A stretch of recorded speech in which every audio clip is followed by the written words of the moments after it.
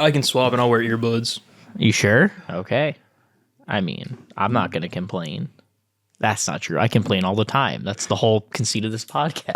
I was at a Wawa today, and the Me too. entire fucking bathroom floor was just covered in piss. Nice. I had to like pee from a distance, which probably added That's to the probably, problem. yeah, that's probably why it was on the floor, because you missed. Cursory thoughts and just knowledge. What do you like know about the Beatles? Oh, very little. You know they're a band. I know that they're a band. I think I could name all four of them. Well, try, man. Oh, yeah. George Harrison. Yes. There's one. Paul McCartney. Yes. Two. John Lennon. Yeah. Three. And then everyone's favorite member, John Stamos.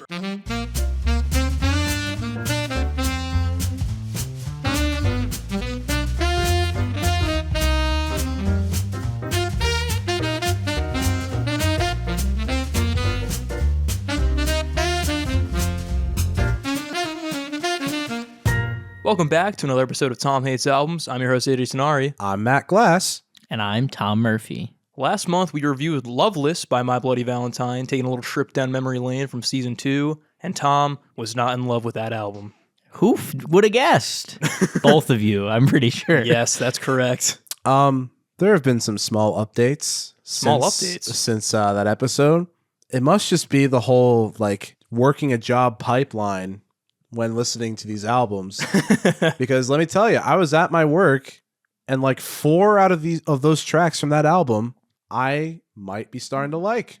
Hey, man. You gotta I'll stop take it. doing this to me. You gotta stop. In all fairness, I always liked Only in Shallow. I always liked that song. It's a banger. It is a banger.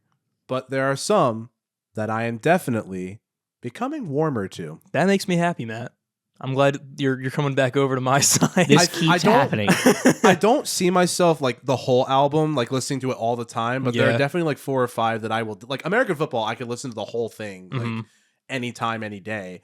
But then Loveless, I feel like it's still going to be kind of like pick and choosy with me. I gotcha. But I will say though, Has it moved up to like B tier? Or is it still in like the C tier? I don't know actually, because as an album, I'm still not like Fully in on it? Yeah, Yeah. But, hey, I'm warming up to it. I'll take In that. this cold fucking months. That's true. At time of recording, it is fucking brutal outside. Not for me. I'm wearing shorts and a tank top right now for all the listeners at home. That's true. His balls are on the chair right now. Yeah, on an ice block. Well, without any proper way to segue out of that, we are giving Tom this week a pretty legendary album. That's true.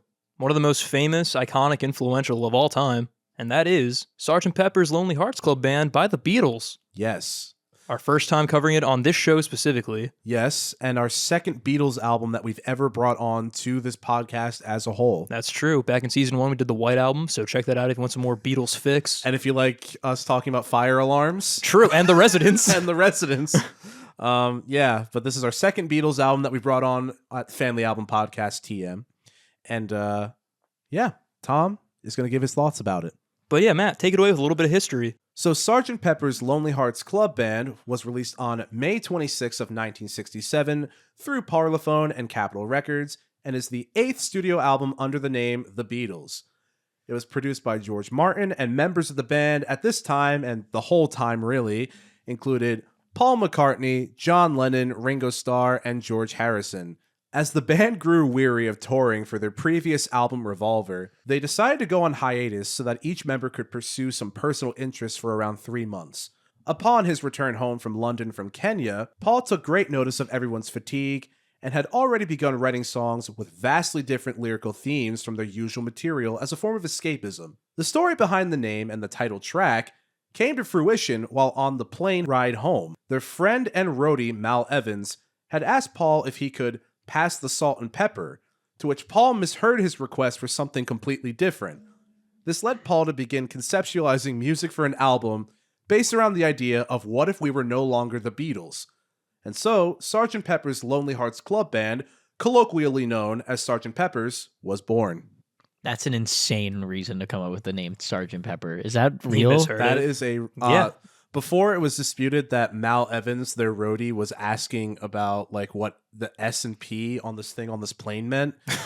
But then in a recent interview with Rick Rubin, I think it was like a Hulu docuseries, he had kind of went into detail about it. That's really dumb. That's why I included it. So I think wanted you it's to I wanted you to know that. Anyway, I think it's pretty fun. I felt that you needed to know that, considering I'm very curious about your thoughts on this album. It's a good I'd point. like to hear Patrick Stewart introduce it as musical guest on SNL. Sergeant Pepper! What a great. But yeah, this album is also a concept album where they're playing a fictional band called Sgt. Pepper's Lonely Hearts Club Band instead of the Beatles. They are an Edwardian Oh. battalion troupe of musicians being led by a man under the moniker of Sgt. Pepper. Wow. I definitely got all of that in my listen. It's kind of hard to get all that without seeing the aesthetics, I will say, because it's like a lot to take in. Yeah. But I think I know what time it is. It's prediction time.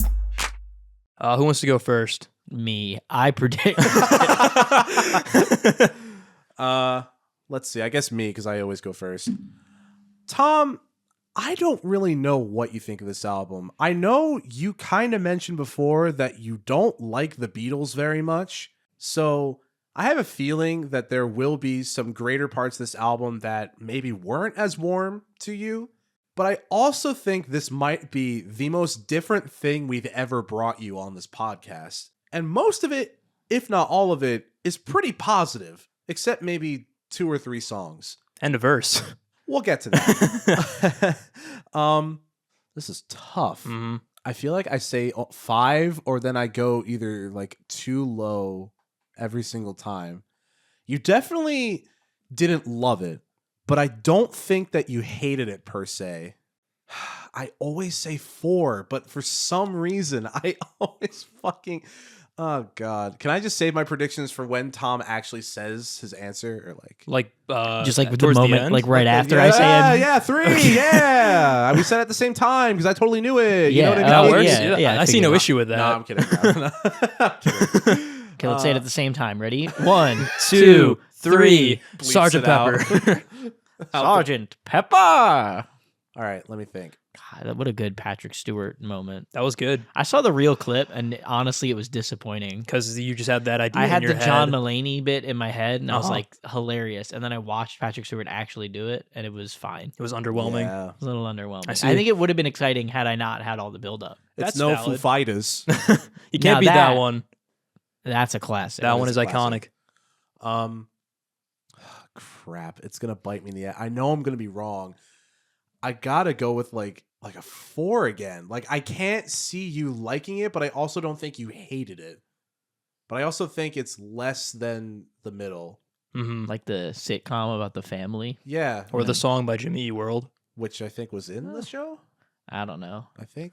I've That never song- seen the middle. My high school did a thing where they played a morning song. They picked a song for the year, and it played every morning to let you know that homeroom was coming. And that was the song. one Really? year. That's insane. It's a bad choice. Almost like the song is good, yeah, but the choice of playing the same song every day Yeah. for a full school year. that's kind of wild. I've never come out of the year liking the song that they started. Even if I liked it at the beginning, you learn It would to loathe fade. it real fast. yeah, That's kind of the same energy as if like you pick a song to be your morning alarm. You got to like be okay True. with the idea of hating it at some point. That's why I stopped listening to music for an alarm. My alarm is the Avengers theme song. I wake up to dun-dun-dun, dun-dun-dun. I try to pick a song that like I feel either very neutral about or that I even like don't really like that much, but at least has a nice vibe. It's a better idea. Just because, you know, but then it fucks up my algorithms and then it's like, fuck. Anyway, stalling. I'm gonna go with like 3, 4. 3/4. 3/4. 3 out of 4 out of 10. 3 out of 4 out of 10. Word. I'll go 4. Fuck it. Solid Why 4. not? Solid 4. Are you sure about that? God fucking damn it. No, it's locked in. It You've is said it locked. already. Fine. All right, it's I locked guess in. it's locked in. AJ, So I'm in a similar boat with Matt. I'm not really too sure where you're leaning. you fool. No, I'm just kidding. I'm thinking it's gonna be mid is the general consensus. Like the upper lower side of mid. So like Yeah. like a Mid, high but 4. like only slightly leaning ass. exactly. Not Slightly fully leaning ass. Not but on the like- crack. Yeah.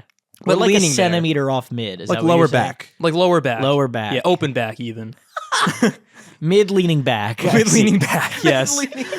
There are definitely some songs I think you did not like at all. There's a song that I kind of hope you didn't like, at least. But God, I can't wait. It's like, I actually 10 out of 10. That's all. That's my favorite. I really hope there actually is a song that I don't like on here. But anyway, the two technically. But anyway, yes.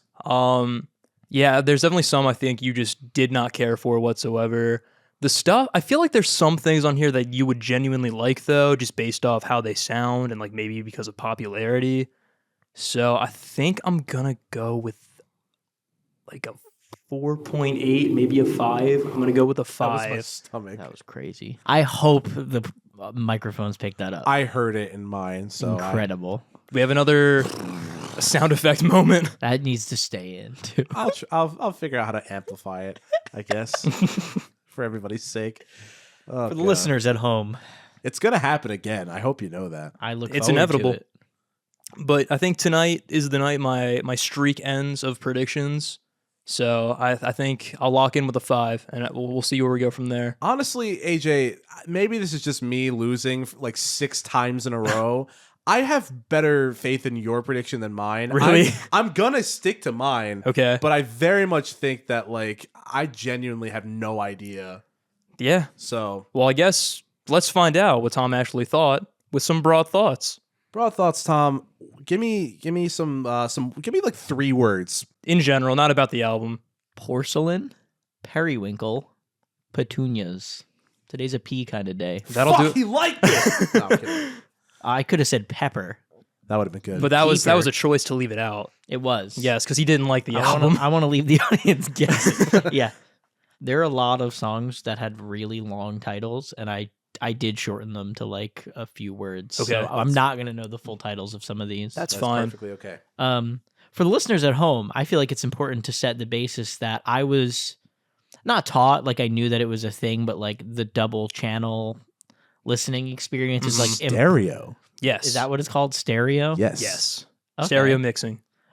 Is like a real important when it comes to listening to music, and apparently listening with one earbud or out of the speaker of my phone is like sacrilegious. It just wouldn't have done justice to the first listening experience. For this Good album or specifically, bad. too. Okay. Good or Yeah. bad, it wouldn't have done justice. It was shocking to me how many people that we know that found out were like, how do you listen to music that way? I don't see much of a difference. But I did listen to this one Yeah. with both earbuds in. I made me uncomfortable. I don't know why. I just like was unaware of my surroundings. But I kept that out. I did not let that factor my rankings. At least I don't think I did. Well, that's good. Every once in a while, there were moments where like one ear was silent and there was something in the other, Yeah. and I didn't love that. I don't know. I just we'll touch base on it, but I just wanted everyone at home to know I listened in the proper Listening like, conditions. the listening conditions Yeah. I was told to, and then also I tried to listen to some of the songs again with just one Your earbud, method. and then in my car a little bit. Mhm. I didn't like listen to full songs or anything. I just kind of Like flipped through snippets, some of yeah. them to be like, is there a difference that I care about? And the answer was leaning no. But That's very fair. it was interesting. Mhm. There were definitely some songs that it was like Very beneficial noticeable. on, Yeah. where I think it was like more interesting. But more often than not, I felt like it was a little overdone to some degree, or I would agree. I would agree with that Yeah. too. like Honestly. overstimulating sometimes is a word that comes up a lot in here. Just how emphasized they are in both channels. Yeah. I took an audio class, and I remember once my audio teacher kind of pointed out how horrendous some of the mixing was. I was like, yeah, no, I see it. Mm-hmm. So many mixes since then, both fan made and officially made by like the Beatles production team, have been made. Doing throughout a the better years. job balancing Yeah. both channels. And I'd say a better job is kind of a stretch, if I'm being honest. Okay. But that also might be kind of a sacrilege opinion, considering the 5th Beatles' son is the guy who mixes them. I see. Gotcha. George Martin's son, the original producer of the Beatles. Carrying on that legacy. Yeah. Interesting. Wow. Don't know if it's very well, though, but we can get to that later. I Yes. did also listen to like the 2009 remaster. Those were the ones I was Instructed to listen to. instructed to listen to. It's the closest to the original and because if- of the stereo spread. If you listening at home have any problems with my opinions, no, it's probably because I listened to the wrong version. That's the only reason. So true. it's actually their fault. It's true. With that being said, Sergeant Pepper and the rest of the title of that song, Lonely Hearts Club Band. it was an introduction that made very little impact on me. It was a song that existed. Mhm. I gave it a 4 out of 10. I didn't really feel the need to write much more. It's also short. I feel like it was a really It's short shorter, opening. Yeah. With a little help from my friends, pretty good. This is around where I started to notice the channels, Yeah. like more specifically. I didn't feel like it made too big of an appearance in the first song, at least not that I noticed. I'm Mhm. sure it was there, but just It not didn't stand like out as super much. obvious. Yeah. Like I didn't hear a sound move from left to right or anything like that. hmm I definitely noticed that both channels having different stuff, which is interesting, but truly I don't see how it makes that much of a difference. I was petty when I wrote these notes. I give that one a 6 out of 10 though.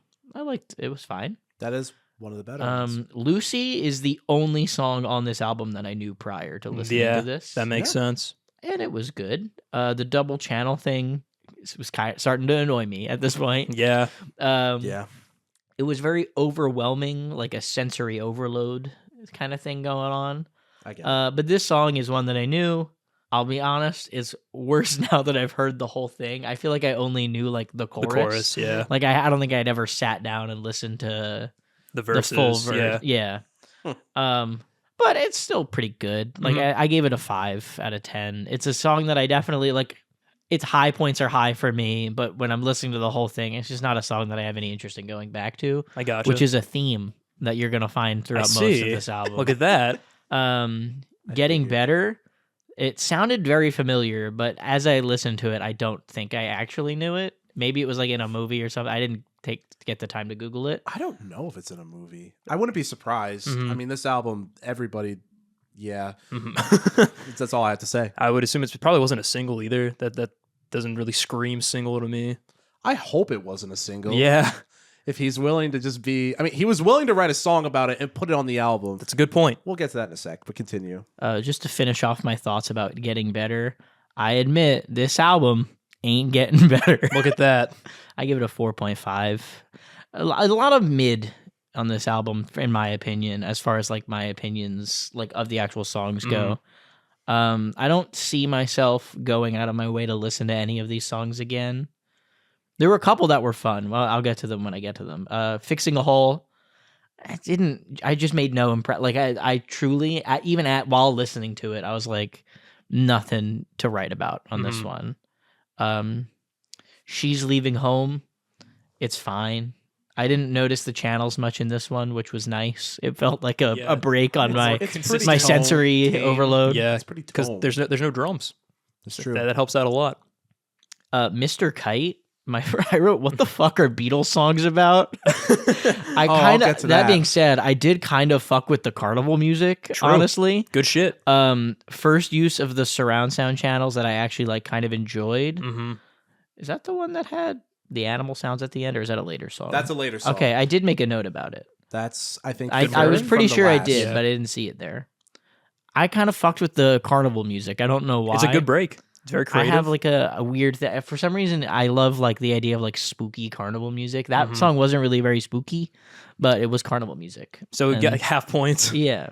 Checked off one of the boxes. I gave Yes. that one like a 5 to 6 out of 10. I couldn't it's in that like Upper mid, but it's range. leaning it's mid leaning back. Mid leaning back. Yeah, mid leaning back. Within You Without You, these guys have to be high as fuck all the time, right? That's the vibe Yeah. that I've been picking up. And this song really confirmed that like vibe that I had already had. I didn't care for this vibe though, so 3 to 4 out of 10. 64, I know it had a longer title than just 64. When I'm 64. Oh, I could have guessed that probably. I like the vibe musically, but I don't know. It just wasn't a bop to me. So I gave it a 4 out of 10. I see. Lovely Rita, a song about a meter maid is crazy. Which member of the band was down this bad? I'm guessing Ringo. Nope. Damn. Do you want another one? I mean, it's Three like a 1 options. in 4, right? Paul. Correct. Yeah. Yeah. Look at you, Tom. This is where I felt the need to make an extra note that when the Beatles are good, they're like really good. Like I know some of their like classic songs I'm a fan of, but this album has been mid so far. But you liked Lovely Rita. I didn't give it a rating. Look at that. Live rating. I don't remember it. I don't remember thinking it was anything that special. Honestly, I probably like 4. This album as a whole got a lot of 4s. Okay. I realized I did the same thing for the next 2 song titles, but to mean different things, which doesn't make sense the way that I just said it. But this one I wrote "Good Morning" times 2 because the song is called "Good Morning, Good Morning." That's right. But then for Sgt. Pepper, the 12th track, I wrote Sgt. Pepper times 2 because it's the second one. Yes, the reprise. And I thought that was a funny little note. The morning is good, but the night I had to listen to this is ruined by how mid this all is. I'm fucking funny. Wasting my damn time, as I put in parentheses. That was a little aggressive. I think the surrounding the surrounding sound stuff, like the stereo stuff, was fun with all the animals, but also got like way more overstimulating than it needed to very fast. Like it started and the animals were running around. I was like, oh, that's fun. And then it kept going. I went, oh, this is the whole song. I don't like it anymore. It overstayed its welcome, but it was fun. So I gave it a 4 out of 10. I thought it was fun, but then it kind of went on too long. Sgt. Pepper times 2. Oh, thank God, a reprise of Mediocrity. No, that's mostly a bit, but this felt unnecessary. I didn't really care for the reprise. I didn't really care for the original song, so when I saw there was a reprise, I was like, oh, I guess I'll listen to it again. It's shorter. It is shorter. I gave that a 3 out of 10 just because I had to listen to it twice. A Day in the Life, the last song, had a very somber tone, which kind of fucking came out of nowhere. I felt like it was a little whiplash. It was an interesting way to end. It sounded beautiful. I don't know what the lyrics were about or anything. There's been a lot of like talk about something being real fucked up on this album, and I didn't catch it. So I'm terrified that I'm gonna be like, "This is actually the most beautiful song I've ever listened to." And no, it's not that song. Okay, well, I to be clear, I gave the song a 5 out of 10. Okay. I didn't give it anything crazy. It sounded nice, like melodically. The melody was pretty. I don't know if that's sonically. The right sonically. The Hedgehog. Knucklesly? Yes. I was knuckles deep in this song. But really it didn't end up doing anything like for me all that much. Like I thought it sounded kind of nice, but it's again like I don't want to nothing on this album had me like I got to re-listen to that. Like let's add it to the playlist. It got a little more interesting towards the end, like as it went, it got a little more interesting. Then ended an extremely overstimulating showcase of channels that I didn't love. I see. Yeah, that's all the songs. There's Tom's track by track. With that last one, I need to share something with you. Are you ready? Yeah. You gave that last song a 5 out of 10? Uh-huh. That's Ben's favorite Beatles song. Of all time? Yep, of all time. Speaking of mediocrity, you know what I mean? Friend of the podcast, Ben. Ben Mediocrity. My ass holy mediocrity. He's got a lot of last names. So those are Tom's broad thoughts. Before we get into if he hated this album or not, we got to talk about our opinions, Matt. Yes, we do. So I didn't actually write any notes like about my thoughts on the album because I've listened to this album so many times off the dome, or so many times where I could rattle this off the dome pretty easily. So instead, I took the liberty. I have a book written by the guy professionally known to autobiograph, whatever it's called, the Beatles, Hunter Davies. And there's a lyric songbook that went through all the lyrics of Sgt. Pepper. Oh. And they're most likely inspirations and like what like drew them to write most of the songs. Gotcha. Sounds fascinating, actually. So I'm going to try to speed through these. The intro, Sgt. Pepper's Lonely Hearts Club Band. Part of the reason why the song is like so like, we'd love to take you home with us and like all that shit. The Beatles found it very corny when acts would thank audiences for showing up. Yeah. Like they thought it was just like a corny thing. So part of the reason why it's so overly complimentary is because they were like, oh, yeah, it's not us. We're actually thanking the audience for being here. God, I hate that's that. cool. So that's why it's so overly like that. Apparently, there was also a line about throwing tomatoes, and Ringo apparently fucking hated it.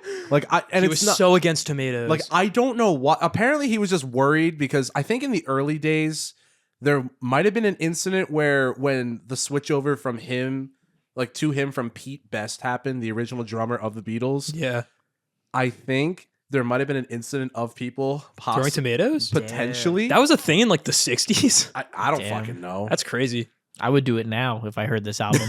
Do you just like go around with like a satchel of tomatoes wherever you go, Tom? Yeah. I hate that they were like, why do bands thank the audience? Fuck that. Yeah. So famous rock A stars, lot Tom. of these facts are gonna really irk you, which is kind of why I decided to I do think this. this is making me It's gonna hate them sway the more. opinion. How dare they be grateful for what they've been given? They thought it was corny, so they were like, "Oh yeah, they're not gonna think it's us. We're actually thanking the audience." So yeah, fucking Ringo really hated the idea of the tomato stuff. It's because he'll never be best. The infamous tomato line, Get it? like Pete Best. I That was a believe double entendre. that tomato line applies to this track and the next track. So I think they're trying to fit it in somewhere between those two. Gotcha. Yeah, the tomato debacle of 1967. Was that? I hope Was that the debacle? I like to think that this is the line you were referring to earlier when you were like scooting around. There's like something really dark and tragic in here. I like to imagine it was Ringo's this tomato line. trauma. We'll get there. I know. I figured it it's not wasn't funny. I figured, but this tomato. This is funny. Rip Tomato Town. Am I right, guys?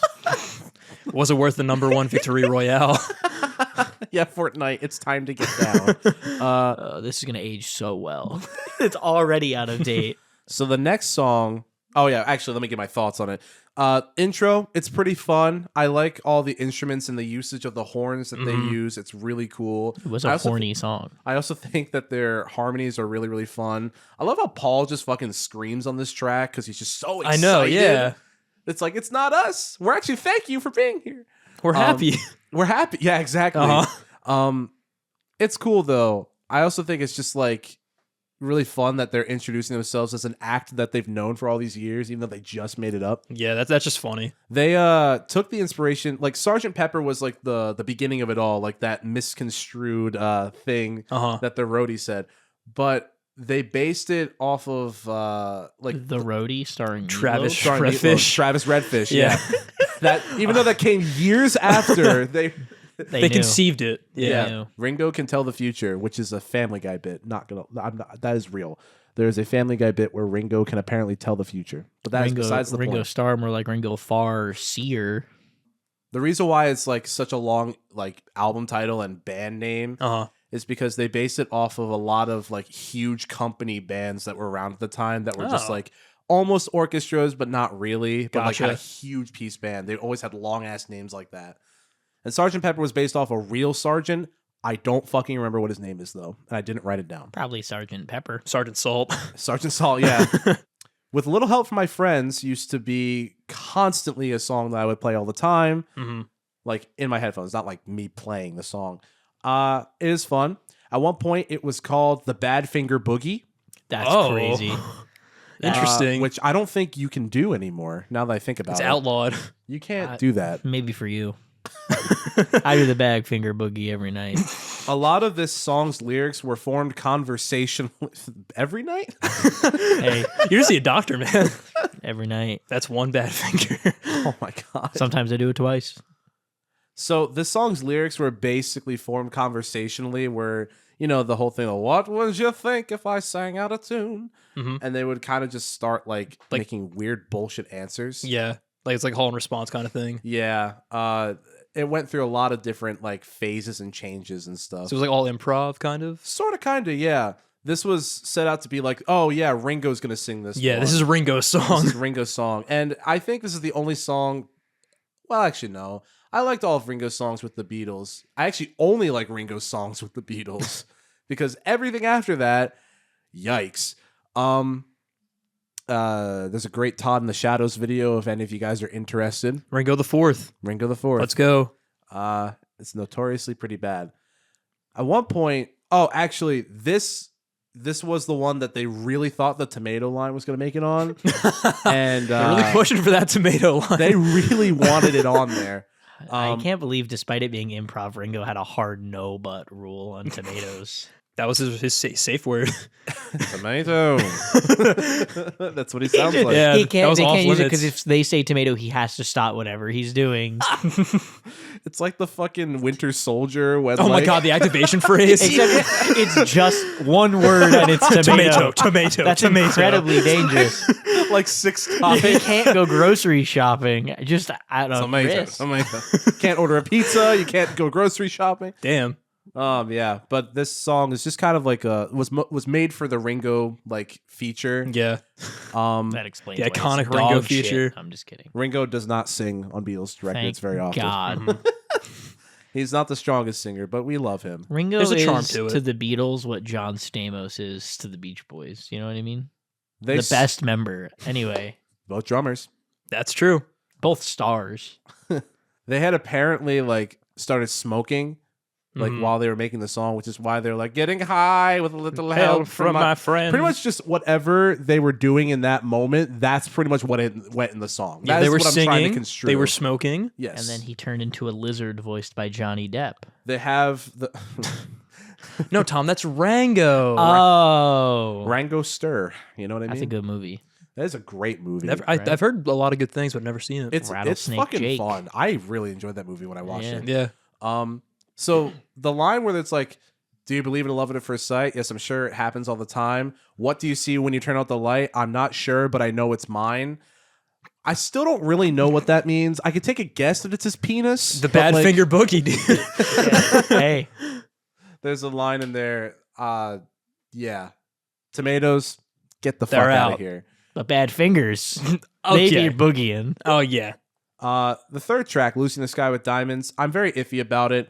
I like the choruses a lot, like you mentioned. I find the John's delivery of the verses to get kind of annoying. Picture yourself in a boat on a river. That's what they all kind of sound like. to me. Marshmallow pies. I actually don't mind it, but I'll get to my thoughts later. People think that this song is written about LSD. Lucy, Sky, I Diamonds. think it was Yeah, just it written spells while out. on on LSD. which There's is, a lot of references to. Never which mind, is- you keep going. which is probably true. And there are a lot of references. However, John claims that the idea came when his son Julian had brought home a drawing and he showed him. When he asked Julian what the fuck was happening in the photo, Julian was like, "Oh, it's dedicated to this girl named Lucy who's flying in the sky holding diamonds." That was like she was in his class. Mhm. I know this story. Why do I know this already? There's also a movie called Lucy in the Sky with Diamonds. It's not that. I Um, don't think. people think that LSD is the main inspiration for the song. However, it's not the main inspiration. They definitely were on Oh yeah, drugs. played a so, part. Yeah. John You also, can tell. John also claims that the girl with kaleidoscope eyes is Yoko, Amen. Interesting. which I I see. don't We all really know believe it. what he means by that, but okay. Yeah, we'll let that sit. It's possible that it was horseshit, though. John made a lot of later claims that kind of like either weren't true or kind of sucked. Gotcha. I don't listen to it like all the time, and I like it instrumentally. The pitched up vocals get on my nerves like a little bit, if I'm being honest. But honestly, like, you know, it's a classic. It is. I won't say it's bad at all. One of their I just- most famous. and I won't ever skip it. I just don't ever put it on outside the album. Is I it- understand. So the song there, you said there's a movie. Is it the song in the movie? I assume Yeah, because I know it's based off of the movie. that might be why. I know Or it. the I think movie's based off based the off song, of the yeah. song. Yeah, the movie came out in like 2015. It's based off of the. my dad watches this show a lot. He hasn't in a while, but it was like a top 10 music, and it's just like a random list. And sometimes it's literally just like top 10 songs featuring the color black in the title, or something like that. Does he watch Mojo? No, but my dad. I've discovered that my dad watches television equivalent to what I watch on YouTube most of the time. So he watches Gotcha. like top 10 music, and I Yeah. watch top 10 Watch Bojo. He watches the cooking channel. I watch cooking Like YouTube Benji with channels. Babish. Yeah. Yeah, Binging with Babish, Mythical Kitchen. Anyway, I don't remember what the exact category was, but I feel like that story was told on there because they have like musicians come on and talk. Musicians backgrounds. and comedians come on and talk about the songs as they come up, and I feel like it had to be something like movie related if I had to guess. Avid Beatles fan Bill Burr might have been on it. Is he? I don't think he was. He is a. They can't huge get Beatles comedians fan. like that. It's That's- a lot of like Honestly, D-list, yeah, probably, yeah. musicians that are way out of their prime. Mhm. No offense, they're all more talented than I'm ever going to be, but you know, For this era. yeah, just to be honest. So number 4, Getting Better.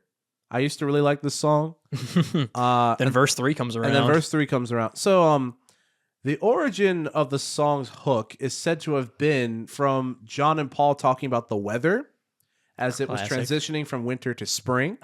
Wow. Oh, wow, it's getting better. That's insane. Damn, I thought it was like about just like self-improvement or just like life it getting is better. largely about Yeah. self-improvement, but that's kind of where it happened. Someone asked Paul, how's the weather? And he said, It's getting better all What the did he say? time. Oh, okay. and then apparently the parts where it's like, I have to admit, they were talking about the song itself and how it was going, like writing it. Gotcha. That's fucking insane. I hate them so much now. However, God, they're so full of themselves. largely, the song is not about that. There's kind of an infamous line with this song in one of the verses leading up to the chorus, and it talks about John beating his wife, Cynthia. Wow. He says, I used to be cruel to my woman. I beat her and kept her apart from the things that she loved. Man, that was mean, but I'm changing my scene and I'm doing the best that I can. And they just move on from that. Yeah. But yeah, that's the origins of Getting Better for the most part. I like the song musically quite a lot, but I will say that third verse, it never doesn't hit. It doesn't get better. It doesn't get better. Yeah. Much like the song by Fun, it does not get better. No, it doesn't. It is interesting too, because like the music honestly reflects like the dark turn that like that verse takes. It just like loses the happy drum with like the sitar. It gets really ominous. Mm-hmm. Like they knew like it was gonna get fucked up. They were sick and twisted individuals Yeah. at times. I'm not gonna lie. Especially John. Yeah. But Clearly. yeah, I used to like the song musically, but to be honest with you, I only listen to it when the album rolls around, and even then, I'm kind of just like, it's getting better. Let's ignore verse 3. To be fair, if we had to stop listening to every song that had incredibly questionable lyrics in them, there wouldn't be very many songs left to listen to. Does Your Mother Know That's a by good point. Bjorn? Yeah. Hey, does she? That's the question. This Why is are a you keeping conversation for secrets after from the your mother? podcast. Please tune in to 2 episodes, us reviewing Voulez-Vous and the Man Machine, and also one of the last family meetings where we reviewed all the worst tracks that we reviewed on the podcast. Yes, for a little more context on Does Your Mother Know by ABBA. Because that song is trash. It's Anyway. really good in Mamma Mia. Because they changed it to mean something else. I've never heard the real version, so You're probably better off. But anyway, I wasn't gonna. number 5, Fixing a Hole. I actually really like this track and have grown to really appreciate it. I just think it's a very innocent and unassuming track, especially after the last one. Yeah. It's just a very standard, like kind of bouncy track like we've been hearing, I think, for the last 2 tracks or whatever. And I don't know, something about it I feel like is just the vibe I want in It's life. a very cozy song. Yeah. And just it's very innocent about fixing a hole where the rain gets in, just trying to, improve almost. Yeah. Which I feel like it has so much more subtlety than like the other one, which just so blatantly tells the audience, "Hi, I beat my wife." Bar for bar. Yeah, like The actual like metaphor for this song, it's based on how they kept trying to lock the door to keep Ringo out of the studio. Ringo is the rain, and the hole is the front door that they didn't lock in time, but he kept getting in. He kept finding a way in through the vents. Do you want to know what allegedly this song was written about? Probably not, but tell me. Paul allegedly gained inspiration from dealing with like financial and legal troubles with the band, Oh, and also his failing relationship with his ex-girlfriend Jane Asher. What's the sad? Badfinger Boogie, if you will. Oh my god. I also heard it might have been about like fans actually like standing outside of his home just like while he was living and just like observing him. Which actually brings up a really good point that I felt I needed to bring up at some point. A lot of the meanings of Beatles songs are quite bathed in mystery. Yeah. It's almost like they were all high as fuck when they were written and performed. And unfortunately, as things get orated from time to time to time, things change. Yeah, Yeah. absolutely. So It's like Telephone. I think unfortunate, but the problem is the entire Beatles career is Telephone. Yeah. So Paul honestly could have remembered it wrong, considering, again, he was high as shit when he wrote a lot of this stuff. Uh-huh. Like, that whole thing about, like, the pass the salt and pepper or whatever, he said that in a recent interview. That could very well not be true. They are. I We're only- all Mr. Kite, if you will. Oh, my God. High as a Mr. Kite, if you will. That would be a fun one to get to. I do like I'm fixing, afraid. I do like Fixing a Hole though. It's honestly just a. Don't It's just we all? nice. It's a pleasant. good time, and I like playing it on piano. That one I actually do like playing. Look It's at really that. really fun. Yeah. I love to fix a hole. She's Leaving Home is track number 6, and I also like this one. It's kind of like I won't listen to this unless I'm listening to the album because why would you? Yeah. That's how I felt about the whole album. Yeah, no, this is just a song about a girl running away from home and the generational gap between her and her parents. Yep. Amen. And it was based off of a girl named Melanie who had run away from home at the age of 17, which was revealed to Paul and the rest of the Beatles in a newspaper clipping. Mm-hmm. So They really just like, we need a new song. I don't know. I find it Put like up the interesting. newspaper. Like they could just like look at anything and be like, "That's a song." No, and, like, really, they just and write that's- it. Yeah, like they literally like that's cool. Fixing a Hole was partially written about Paul's taxes. Like Yeah, honestly, it's infuriating though. it is infuriating, but also my the problem Strokes is do it all the time. my problem is that they do it and then the songs aren't actually that good, in my opinion, and yet they're beloved, and I don't get it. Depends. You know, Depends. I mean, Like, the different hits strokes are for the different hits. folks. the Strokes again. Listen, You know, the Badfinger Boogie. you're gonna be doing the Strokes. With that bad finger. So fixing holes. yeah, part of the reason why the lyrics are like "we gave her most of our lives" and all this stuff is because they were like, "Why would she run away?" Like in the real accounts. Yeah. So this one was quite literally based off its source material, Mm-hmm. but it was Very supposed to accurate. highlight the generational gap because, like, you know, Because like they clarify in the last verse where it's like the reason why she ran away that the parents don't understand. yeah. Mm-hmm. So, and it's a really nice orchestration. Oh my god, yeah. I really enjoy it. It's actually kind of beautiful, I would say.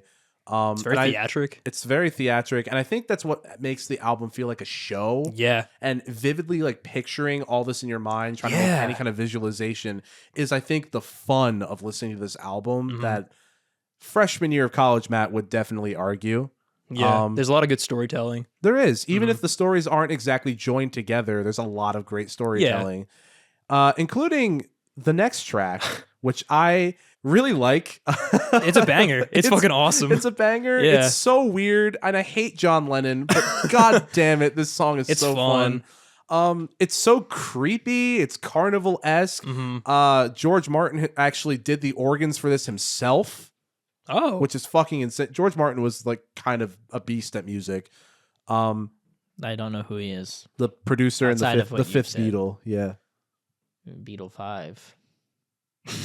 John created the concept for this song after looking at a real-life poster of a circus that he found during the filming of Strawberry Fields music video. That's pretty cool. So all the names like Mr. Kite, the Hendersons, Pablo, the Hoops, the Trampolines, the Hogs with like real fire, all that shit was just On like the poster. on the poster. And honestly, that fucks. Yeah, it's cool. He You know turned what I that mean? those all into lyrics. Like that's just cool. That's fun. I like to just imagine like with this song, there's just like a giant, like evil, mysterious clown. I kind of like picture Professor Pig from Batman with like the circus is strange. I like that so much. I didn't Hey. actually get that creepy of a vibe from this song. That's the problem. Like, I love a creep. I just got Carnival. I didn't really get creepy. Hey, they do Carnival well here too. They're a good carnival band. Good I mean, honestly, I would argue, Yeah. like low key. But I do like this 'Cause they're track a bunch a lot. of fucking clowns. No, I'm just kidding. I don't have that hard of an opinion on them. I do. I also like the percussion on this, where it's like boom. It's very swanky, which I It is. dig. Yeah. Ringo was a great drummer. hmm Period. No questions asked. Yeah. But here's a hot Overhated. take. Here's a hot take. AJ isn't. That's not a hot take. That's just well known. No, that's false.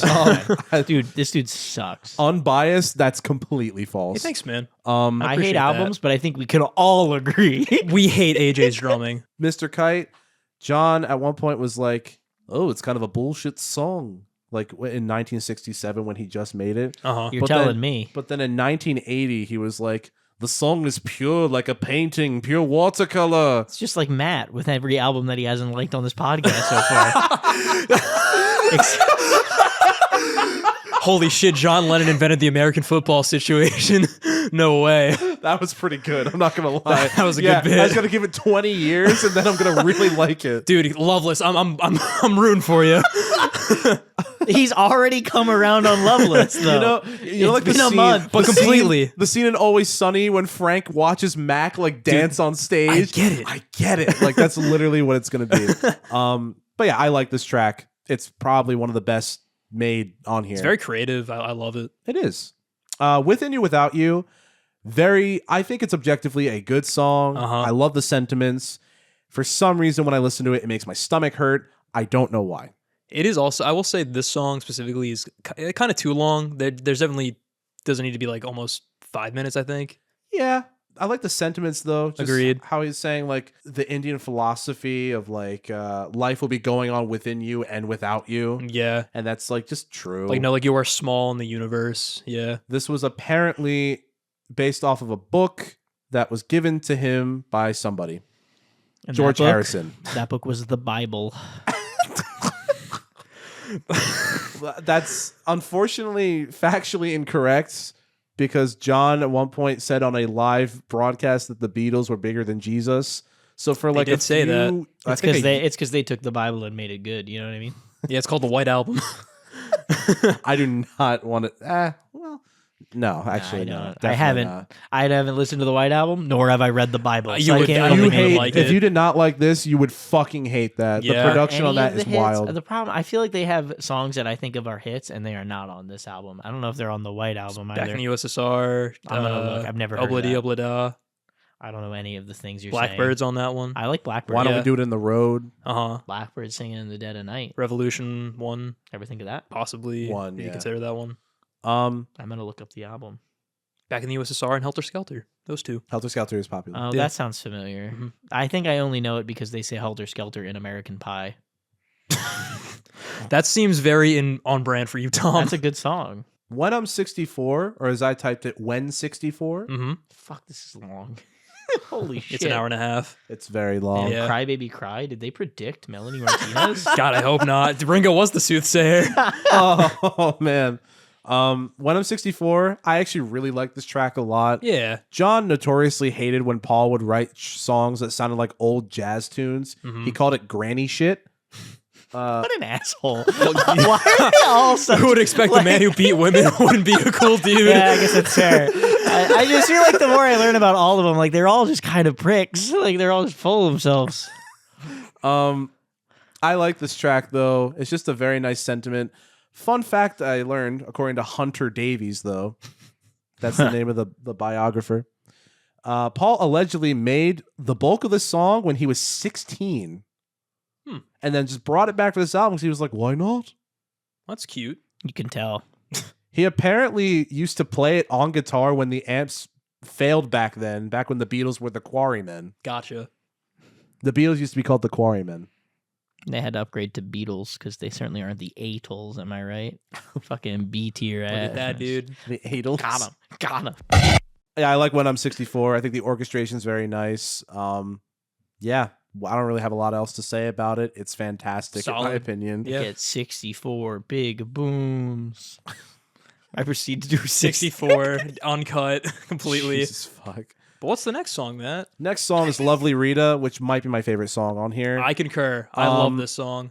I would say this song and then Fixing a Hole is like right underneath it for me. Mm-hmm. This song fucks so hard. It grooves so good. Like, I love it. I mean, Everything about it, just from start to Paul didn't, finish. though, What? because Rita rejected his ass. That's Yeah, the Paul vibe did I not got. groove. Paul didn't fuck. The song might have fucked, but Paul didn't. That's true. He almost made it on the couch with a sister or two, Yeah, which is the real lyric. that's true. Um, Hey. How the story ends. So the His song, sister was the meter maid? No, his meter. the meter maid's had sister. sisters. Yeah. Oh. He he- still didn't go, though. he allegedly wrote this song after finding amusement with the fact that traffic wardens in Britain are called meter maids in the U.S. Yeah. So he was like, "That's pretty funny," and just decided to start writing. And didn't like he have like also like the Rita, the person that he met, was like an actual meter maid. Yes. Yeah. However, according to the book I read, someone came forward and was like, "I was the meter maid," and he was like, "I don't know who this woman is." But to be fair, when he met her, he was high as Mr. Kite. So That's you know point. what? That's very very who fair. knows? Um, Could have been the a reason guy. the reason why her name was Rita is because it just rhymes with Mita. Yeah. God fucking Rita, damn it. me too. But it's such a good hook. I hate so that it's that fun. easy. I hate that if you just like turn your brain off, sometimes you can just make masterpieces. Like this podcast. Exactly. This song was actually supposed to be a protest song about meter maids, but Oh, then really? he turned it into a song about fucking a meter meter maids.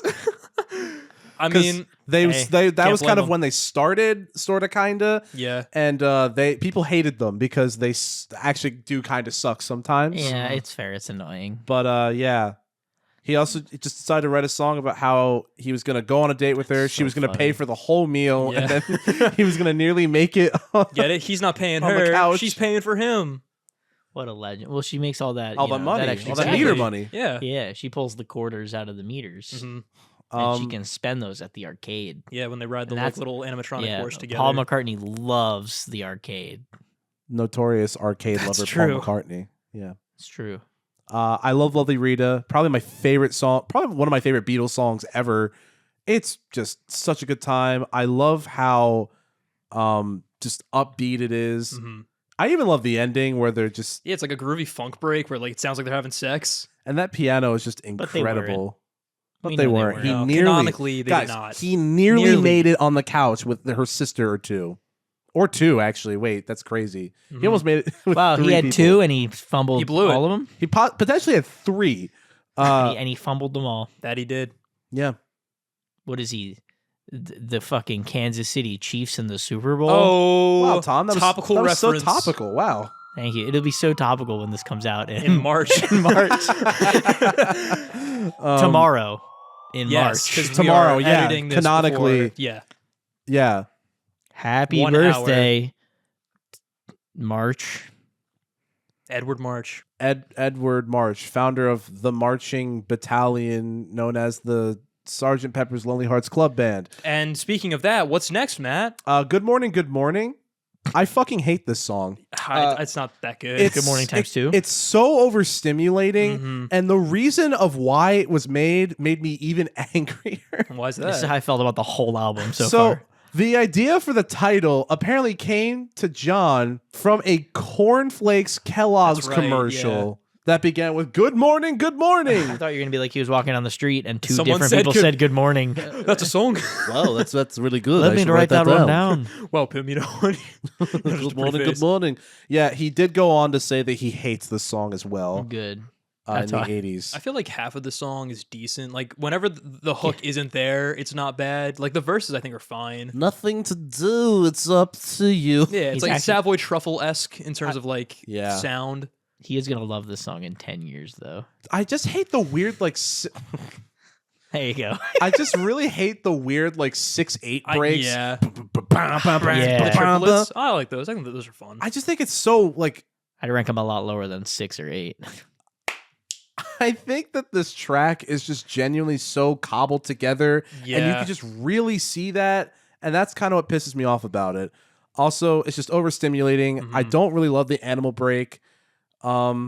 And honestly, just John's vocals on here are pretty mid-leaning ass, if I got to be honest. That's valid. Damn, just not don't- leaning back, leaning ass. Leading ass. I also it just really feels like a filler track, and John kind of admitted it himself. Mm-hmm. Kellogg's Cornflakes. Welcome to the dark side, Matthew. Well Uh, said. Sergeant Do it. Pepper's Do it. Give it a low rating. Sergeant Pepper's Lonely Hearts Club Band reprise. Potentially, I like it better than the first one I can see why. Wow. because it's really Shorter? upbeat. It's shorter, Mhm. and also it just goes kind of hard. Dude, I'm that, not gonna lie to that you. drum beat when it comes in. It's almost like a disco beat. Yeah, did you know they actually sampled that in the video game Earthbound? That's dope as shit. It's awesome. There's like this video that I love watching where it explains like all like the different American musical influences that made into the soundtrack of that game. So a lot of famous songs are actually like used in the background of a lot of the songs. And Sgt. Pepper's Reprise is using the track Megaton Walk, and I think that's really cool. That is pretty fucking sick. Yeah, There's no lyrical thing with this one because it's just the same thing as the first one. I think so. I think they changed like the same like structure is like the same, but they changed like the lyrics a little bit. A little bit, Yeah. but I don't think there was anything so Like, super different, notable. yeah. At least the book didn't say anything. Okay, Hunter Davies. fair enough. Fair enough. Hunter Davies was not like, oh, the reprise though. Let me tell This is you, where she gets interesting. he makes it with the meter maid. His thought process was he saw someone do something twice one time and went, what if we did that with one of our songs? And that's how they came up with reprise. They actually came up with the word reprise. idea of The reprise. concept of the Yeah. reprise, yeah. They went, wow, it would be interesting to reprise something. Let's call it a reprise. And here we are. I'm going to leave. So A Day in the Life is about a lot of things. Yeah. So many that this is kind of my point, or this is kind of the point in the book where I was like, I don't know if some of this is true. Mm-hmm. Where I was not exactly like isn't true, but more like, How does anyone is this know? really me? No, I'm kidding. Sorry. Is this really me? Is this really me? Oh God. Anyway, sorry, I couldn't resist. Just kind of it felt like even he was grasping at straws in terms of an explanation. Gotcha. Like he mentioned a bunch of newspaper clippings, but then like because I think that's the guy who blew his mind out in the car Yeah. and the lucky man who John's made the grade. verses. I'm pretty sure Mhm. that part is true, but I think there was like a lot of things where he was kind of starting to talk about like, oh, what Paul and John were thinking, and it's like, I don't know if you would have been there for all of that. Like some of it just seemed a lot like Like speculation, far-fetched. which kind of you have to be because even as the autobiographer, you're not going to be there like every fucking Yeah. day, no matter how much you even want to be there every day. That's a good point. But honestly, I always like this song. I don't listen to it very often, but I can acknowledge that it's definitely one of the craziest things the Beatles ever made. Mhm. Um, It's really Par- well done. apparently it was 2 songs and they just decided to put them together. It worked out. It did. Yeah. And it made a nice contrast between the two. I Mhm. feel like between the guy who's depressed about reading the news and then just the other guy who's like woke up, got out of bed. Yeah, just living his life. Yeah. Which is kind of annoying because it's like, Paul McCartney, stop fantasizing about having a normal job. Fuck you, That's all man. he wants to do. Like, dude, are you serious? But yeah, those are my general thoughts about the album. Yeah. Was it interesting kind of exploring it after all this time or revisiting it? I think so, yeah. And I think my rating is pretty justified because one of the things I will say, I burnt myself out on this. I used to be a huge Beatles fanatic. I loved like listening to them all of the time for a long, long time. But then I just, I don't know, Screw out of it. kinda, yeah. They were a hyperfixation, and then that hyperfixation died a little bit. That's fair. That happens sometimes. But this was actually my first time listening to it in general. I've not really explored the Beatles discography that often. 2 of the albums I listened to have been for this podcast, and the other one is Abbey Road. But I think of the 3, this is probably my favorite that I've listened to. I genuinely enjoyed Sgt. Pepper's Lonely Hearts Club Band. The first 3 tracks I've just liked in general since like high school. Yeah. I think Sgt. Pepper's is a great opener. It's just a really great hook to get you into it, and I love how you just get a sense of the concept from the get-go with like the crowd's like studio imagery, like the clapping and the laughing, and then just like the grand orchestra with the horns. It just feels all like very theatrical, and it feels like you're in for like a performance, which is really cool. Yeah. Setting up the whole concept. I really enjoy With a Little Help from My Friends. I feel like this is a really good Ringo moment. It's cute, it's silly, just a nice like little jaunt. Just having this conversation with his friends, because I believe in the story of how the song was written. Ringo was like really tired after a day of recording, but like they kind of forced him to record this, and they gave him like the moral support to keep going. They did, yeah. Yeah. Wow. So What good friends they are. Exactly. They were pretty high. Ringo needs to ring stop. Am I right? Ring tomato. Whoa, dude. Whoa. Fuck, I'm Dude, sorry. You Fuck. know he hates that. Dude, I know. He's gonna be so upset I said the when he T word. hears I'm that. sorry. I'm sorry. Tom. The hard O. Tomato. He hates it because he saw into the future and heard my opinions on this album from this podcast and attributes my name to tomato. And thus he fears the tomato because he fears me. That's true. The hater of the Beatles. But yeah, I like this one. They're very simple, but they're super catchy and it's cutely written. And I really like the harmonized vocals of all the other Beatles, like backing him up. It's very sweet. I've always enjoyed Lucy in the Sky with Diamonds. Like the piano just sounds so like wicked with like that almost like harpsichord kind of sound to it. It is pretty cool. And kind of like it's also really cool how like the verses have like this nice kind of waltz feel, but then it goes into like straight 4/4 rock on the choruses. And I just love how vivid the imagery is too. With, It like, is. the lyrics. Marshmallow pies. Train at a station, kaleidoscope eyes. I can see why like the high pitched vocals would be really annoying. But I think it kind of sells like the trippy nature of the song, just with like everything else that's going on around it. Getting Better, I genuinely enjoy, though, except for John's verse that just kind of really takes you out of it. It can. I do kind of like how they acknowledge that it's fucked up when like the instrumental kind of changes. At least like they're self-aware enough about it. And at least he's acknowledging that he's trying to get better after that shitty thing he did. Spoiler alert. He really didn't. That's true. Fixing a Shocking. hole. Yeah, who would have guessed? Fixing a hole is fine for the most part for me. It gives me almost like 10cc vibes a little bit, which is kind of cool, seeing like how they might have taken inspiration for like some of their like kind of vocal cadences in future songs. I actually really like She's Leaving Home. I think like it's really theatrical, kind of harkening back to just the overall tone that Sgt. Pepper sets. It feels almost like a musical in the way that just the entire scene is described through the verses. Like you clearly picture everything that's happening here. Yeah. And I love how like the strings kind of swell on like the lyric where like the mom finds out that the daughter ran away. It's like the climax of like them discovering that she's gone. But yeah, I think it's just a really cool track, and it's followed by another really cool track, Being for the Benefit of Mr. Kite. This one's awesome. It's fun. It's so creative just seeing them just let loose and go balls to the walls bonker with production and just concepts. Just like all like the kazoos and the whistles in the beginning set the tone super well. John's like lyrics just kind of like clearly you can picture like what's happening, setting the scene for this circus, and then going into like the carnival like waltz break is really cool as well. Does a really nice job setting the tone and really embodies like the whimsy and creativity of the band during this time. Within You Without You, probably my least favorite track on here. I respect the sentiment for like what it's doing, and I do like it conceptually with like the Hinduism influences in the lyrics and like the Indian influences in like the music.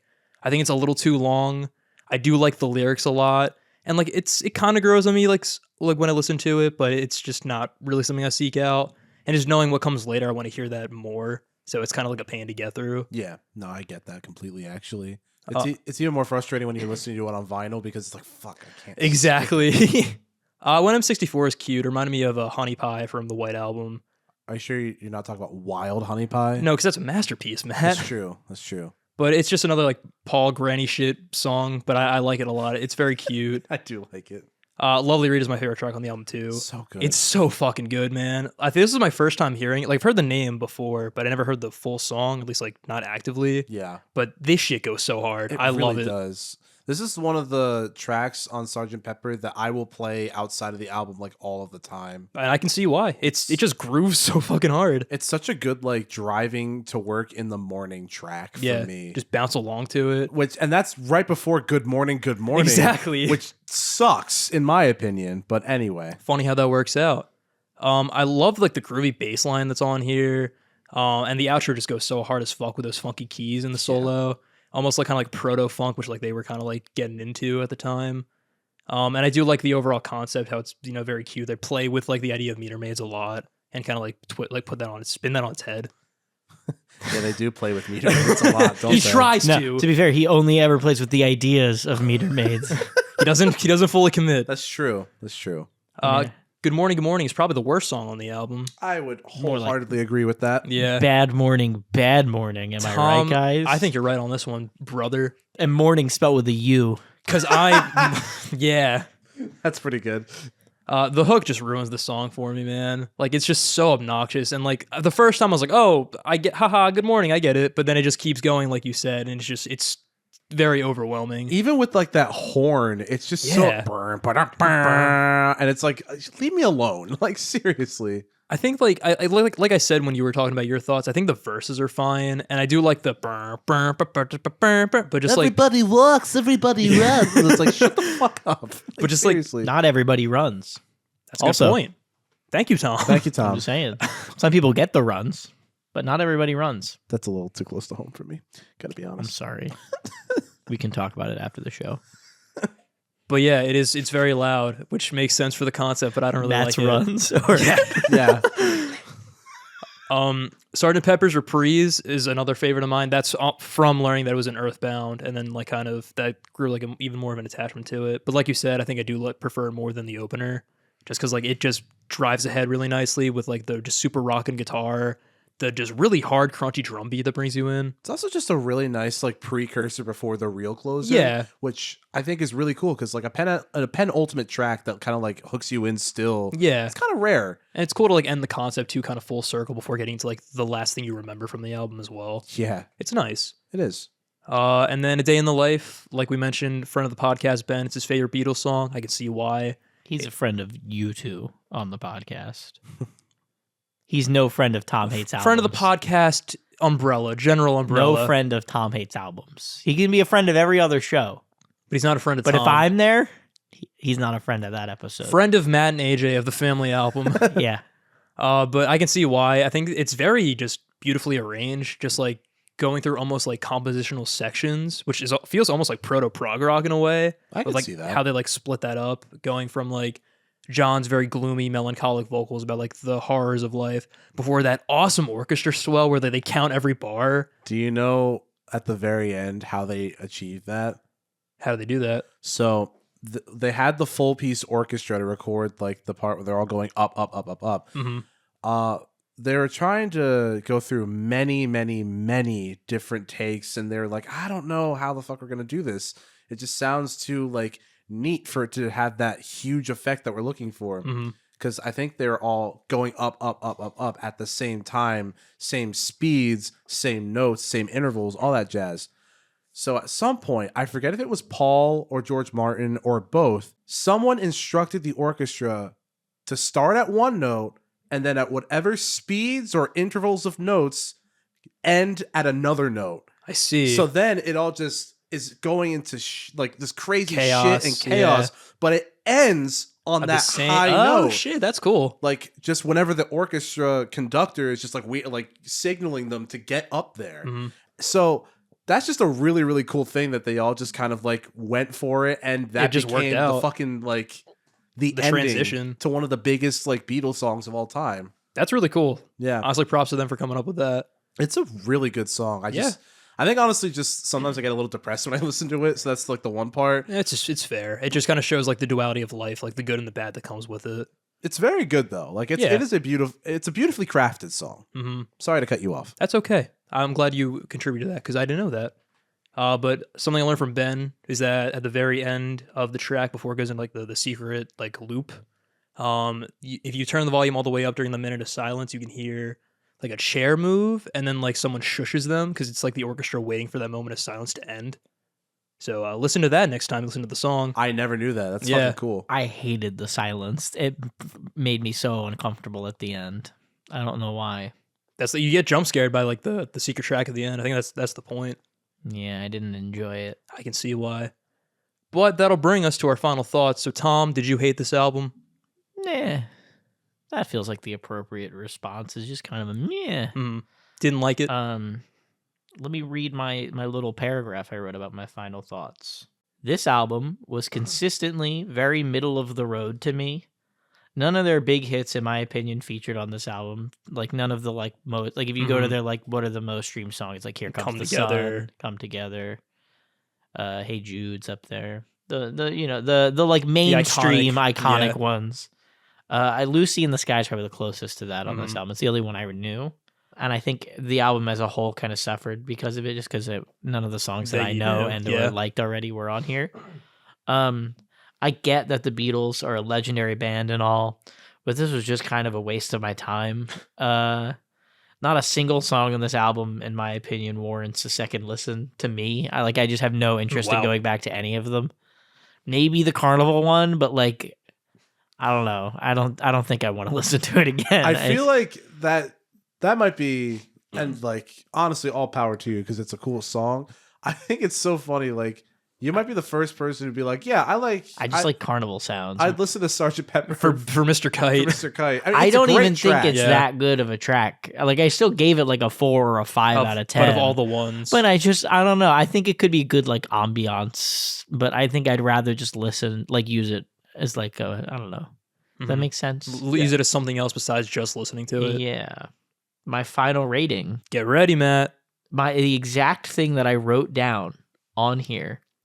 4 out of 10-ish. Look at that. I can't 100%. It's going to be 4 real. though. You're right. You were right on the money. This isn't real. The only reason I put an ish there is just because I went back because and you found, want to change it so that's AJ's answer. Yeah, AJ, what did you say? 5? Actually, I did say 4 now that I remember And correctly. then Matt said Fuck, 5. he's right. Change the edit. I'm gonna AI your voice over my voice. Just like flipping the coin, Matt is going to re-edit this to get the result he would so prefer. I can keep my streak and then going. damage everybody's opinions like my mom's priceless figurine.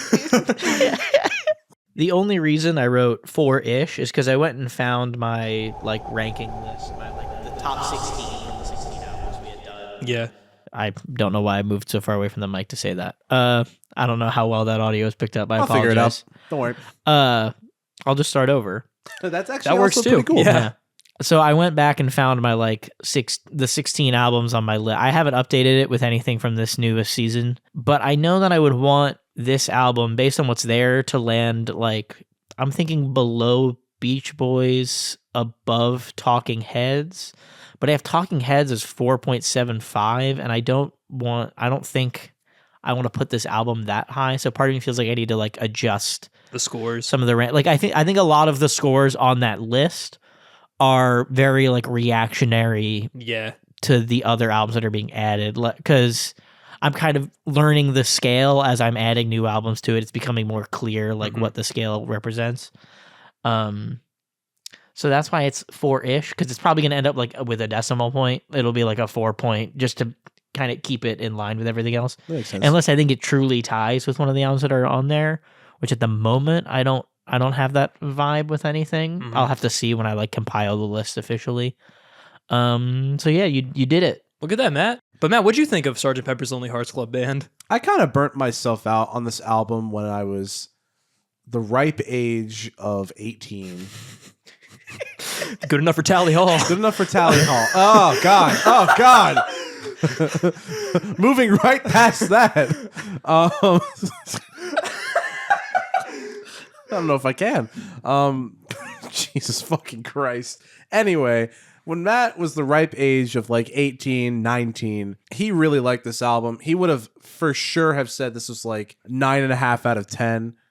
11 out of 10, even. I think now, as I've gotten older and my hyperfixation on the Beatles kind of subsided for the most part, as I've discovered other artists at the time and just, other artists in general. I think this album technically and musically is pretty brilliant.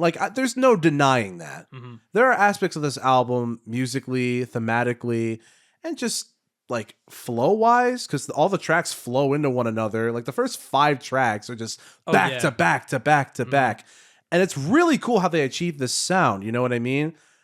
But I don't know. I think in terms of my favorite Beatles album changes all the fucking time. I'm kind of revolving between Revolver and Rubber Soul. Gotcha. Because I just really like how they're in that in-between space where it was starting to get really weird. Yeah, no, I mean, this album is great, though. It's a very fun listen. Yeah. What more can I say? I feel like Mr. Kite, man. Pretty much says it all. Pretty much says it all. So what would you rate it? I would rate this 5 out of 6 out of 10. definitely higher than that. I would probably rate this a very solid 8.5 out of 10. Valid. It's a very enjoyable album, very enjoyable listen. But I think, unfortunately, my Beatles burnout does speak a little loud. But I will definitely acknowledge the fact this album is great, and revisiting it was pretty fun. 8.5 out of 10 is about how close Paul got to getting laid with the meter maid. I think, well, actually, she did pay for dinner. That's a good point. She was into it. He just kind of fumbled at the last second. She was a meter maid, but he couldn't get meter laid. Am I right? Guys, we need to emphasize, he didn't make it. No. He was Canonically, about a meter away. That made me laugh way more than it should have, I gotta be honest. But truthfully, though, just you need to know, he did not make it. Don't believe what the instrumental break happens. It's not real. That's in Paul's head. Paul Please don't McCartney. tease him. He didn't make it. It's his first song. It's his very first time with a meter maid. It's Sgt. Pepper's first album. It is. That's true. It Paul- is technically the first album. Paul McCartney, more like Paul that can't pee. Am I right? Blart, Paul Blart Mall Cop. Copley. Now we're talking about cinema. Yeah, something that Tom's into. Yeah. Kevin James. Tom loves Kevin James. He's fine. He's in some good movies. He's like the Beach Boys. He's like the John Stamos of cinema. Saved it. It's crazy to compare him to a different actor. That's a really good point, actually. Because Tom thinks of him as a musician. Yeah, that's true. John Stamos has only ever been a musician, right? Exactly. Even though I just pointed out that he was an actor. I'm going to need you to cut every time I say the word actor out so people think. No, I'm just kidding. Or you can. Those are my thoughts, though. 8.5 out of 10. I definitely could argue it as higher, but I think this is the place I'm feeling most comfortable with it for right now. Solid. Yeah, no. Enjoyable time. Nice trip down memory lane. Not Penny Lane. That's a different album. That is a different album. But memory lane. Only thing higher than that score was the actual Beatles. True. You can't deny. That's again a very good point. So for a first listen, I actually really enjoyed it. Like I said, I think of the 3 Beatles albums I've listened to, it's my favorite so far. I could definitely see why. Yeah, it's just, even though I feel like whereas Abbey Road is like more consistently good, I just like the highs of this album more. And then just White Album is just kind of too much of a mess to like really kind of grasp my attention fully. But just like the pure creative ambition they had on this album, and just like the overall drive to just write songs about anything, I just find really intriguing, and how they're able to like turn the most simple things into just very engaging stories, but use like their musical talents to amplify that even more. I love how theatrical the whole album is from front to back, based off the concept alone of performing as a pseudo band. I think they use that pretty decently, even though it was very early for concept albums. I think it's effective for what it is. Tracks like Lovely Rita, I'll revisit like forever. Yeah. Like that track goes so hard. Their instrumentation is actually like, really well done, especially the bass lines. They stood out like a lot to me on this listen. Boom, boom, boom, They're so fun. Boom, boom, boom. So good. I kind of wish there was like a little more George in terms of like guitar. I like the stuff that's there, but I wish that was like even more. Because like his guitar solos are fine, but they don't get like as much chance to shine as like they should. I would definitely agree with that. Yeah. John Lennon, I could see as being the weakest link on this album specifically. Just the weakest link of the Beatles, if I'm being honest. I'm not going to argue. Main creative force with songwriting, but goddamn, I hate his singing voice so much. Yeah, and he's your Paul Simon. True. I don't know about that. I feel like there are artists that I could definitely argue are more of my Paul Simon than John Lennon. Mm-hmm. To be fair, I don't hate Paul Simon. I just hate the sound of his voice. That's fair. Maybe that'll be another episode where we figure out what Who's that Matt's truly equates. Paul Simon? Yeah, the special episode of Matt Hates Blank. Yes. Oh, dude. That's fun. You would, oh, God, me just going off on an album. It's okay. His opinion on it would change a month I'd later. be too nice. And I'd be too nice with it, too. I'm too nice to do a show like this and be like in Tom's seat. Because you know like what I mean? I'm albums. not. I don't know. I try. Yeah. I try to like things. Even Metal Machine music. I tried to like Did it. try to. I'll give you all the props in the world for that. I really did try to Yeah. like it. But anyway, AJ, I'm sorry. No, you're good. Just like the overall creative ambition and like the influences it had on music going forward, I think is very important and just very fun to hear. Just the pure inventiveness on tracks like Benefit for Mr. Kite, just like how much fun they had in the studio making that, just like how much of a scene that sets, going so far from like where they began on Please Please Me. That's their debut, right? Yes. The Sabrina Carpenter song, right? Exactly. Yeah. They're just predicting all the things that happen in 2025. Yet another Carpenter John Lennon thinks he's better than. He would. And you kind of see like where they're getting some like their Eastern influences that would happen like on later albums in Within You Without You. Even though I don't like that track, I'm glad to see the beginnings of that, and I'm glad that they're including those influences in their music at all. Highlights for me is the title track I love a lot. It's been one of my favorites forever, as well as the reprise. With a Little Help from My Friends, I think is really fun. And underrated Ringo moment. I like Lucy in the Sky with Diamonds, but I can see why it's not as favored. Mr. Kite is great, and then I think Lovely Reed is my favorite track on the whole album. Just greatly composed and very catchy, very groovy. So I think overall I'd probably give this like an A-. And I was thinking about this because like I'd say like maybe, I don't know if this is like a big bold claim, but like Sgt. Pepper's like the Pet Sounds of like Britain or like England. Yeah. So like what do you prefer? Oh, what? Like Pet Sounds or Sgt. Pepper's? Oh, Yeah. wow. That's crazy because I brought that up with You did, mine. yeah. I got Pet Sounds above it. Oh, damn. Wow. I never thought about this. Yeah. Because you're completely right. This is definitely the Pet Sounds of Britain. Mm-hmm. Especially of the Beatles in general. Yeah. I'd say more so than Abbey Road, even though people talk about Abbey Road more. Mm-hmm. Oh, gosh. Wow. That's really tough. fuck. I really like Sergeant Pepper, but I really like Pet Sounds. Pet Sounds is really good. They're kind of neck and neck, if I'm being honest with you, for like two completely different reasons. Mm-hmm.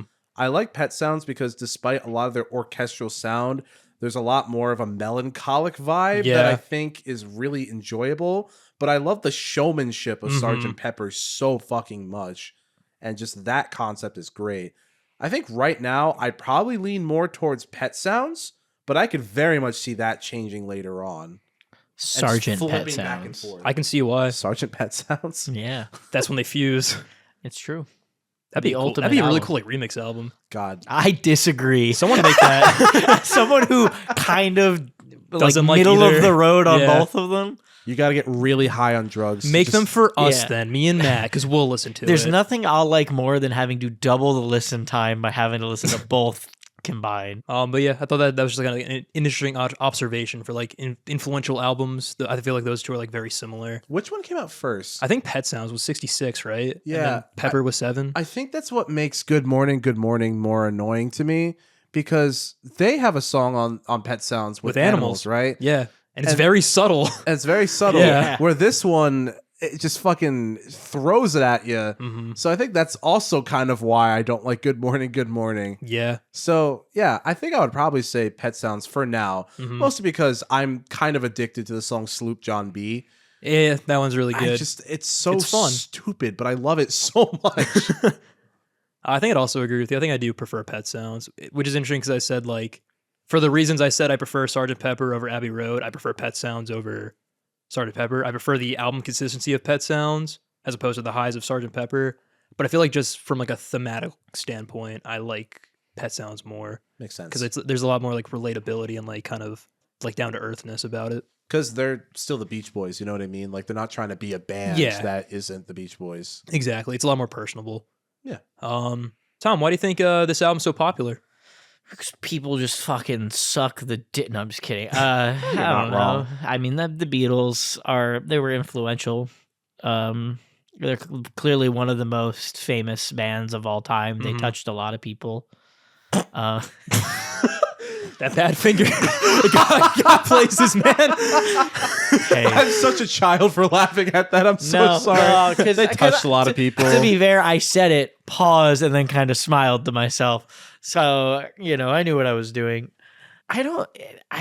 They give a real pretentious vibe to me. And not like, I don't think people that are fans of them are, but I'm sure there are. But the Beatles themselves just sound like they were kind of assholes to some degree. And like, I get that that's like, honestly, unfortunately, that seems to be like a theme for a lot of people who are considered like genius creators. That comes up a lot. Yeah. Like the people that make it to that height. A lot of arrogance. There's a level of like when you're being told by the entire world that you're the greatest band of all time, it's hard not to become an asshole. Or I mean, I didn't know any of them personally. Like maybe behind closed doors, Ringo was real down to earth. But I think they were probably fine because they were just high as fuck all the time. For a long while, yeah. I don't know. The problem is I can't like verbalize why I think they would be popular because I don't understand enough words related to music to explain it. It's just one of those like vibe based things. This is what I say every single time you ask me to do this. I think we should keep doing it because maybe someday the words will appear for me. I see. I feel like you kind of hit the nail on the head, though, especially with the Beatles. It's kind of hard to explain them. They're fucking weird. Like from what little I get, like I obviously the hits are the hits and they're pretty standard songs. I feel like the ones that are like The big ones. the big famous, everyone and their Yeah. mother knows these fucking songs are pretty like standard. And so clearly like the talent exists, but then they're also just like throwing so much weird shit at the wall and none of it's for me. That's fair. Because even a lot of the big hits, like not all of them are songs that I even want to listen to that often. Like a couple of them are on my playlist, and I think I skip a lot of them when they come up just because I'm not in the mood, That's very fair. depending on the day. Just to kind of highlight their cultural impact, Cirque du Soleil actually did a show where they did routines to songs from Abbey Road, The White Album, and Sgt. Pepper. Did they do Mr. Kite? I'm pretty sure. Good Because shit. if I would they- hope so. If they didn't, then they That's have to such a missed they- opportunity. They need to remove the word Frauds. Yeah. circus from their name right now. I want my money back. They, I think a video of Octopus's Garden is on YouTube, and from what I think I remember, it's stunning. Nice. So- Cirque du Soleil, more like Cirque du Soleil if they didn't do Mr. Kite. Only in that scenario. Got him. But if they did do Mr. Kite, incredible show. Yeah. I'm a big fan. More than the album, honestly. Yeah. Yeah. I mean, I've I probably heard the would. show is majestic. Yeah, it's probably Yeah. cool as hell. Speaking of people that are more talented than us, the Cirque du Soleil people. Let's give it up for Cirque du Soleil. Dude, Shout I- out Cirque du Soleil. Always wanted to go see a show of yours. You know who couldn't get Cirque du Soleil? Paul McCartney. This bit of Paul just not being able to get laid is probably my favorite He's one. got no riz, dude. At least with meter maids. That's true. It's true. It's true. But I guess that'll do it for this episode of Tom Hates Albums. I enjoyed this one. It was a good one. I think it was a longer one. Yeah. Considering, but I think it's definitely an album that warranted More discussion. Yeah. And I inserted a lot of facts. You know what I mean? But they were good to learn. I feel learn like and know. Tom Hates Albums is also a sub-series that might have more listeners than like your average episode, so it's good to kind of have that history for the Beatles. True. I tried. I really, really tried. Yeah. And did a good job, Matt. I tried my best. It's important to balance out the bullshit that comes out of my mouth with something True. actually like vaguely We need a educational. healthy yin and yang. That's true. That's true. But yeah, this has been Tom Hates Albums. Boy, fucking do I. I'm your host, AJ Tenari. I'm Matt Glass. And I'm Tom Murphy. Thank you for listening and for your constant love and support, and we will see you next month. Peace.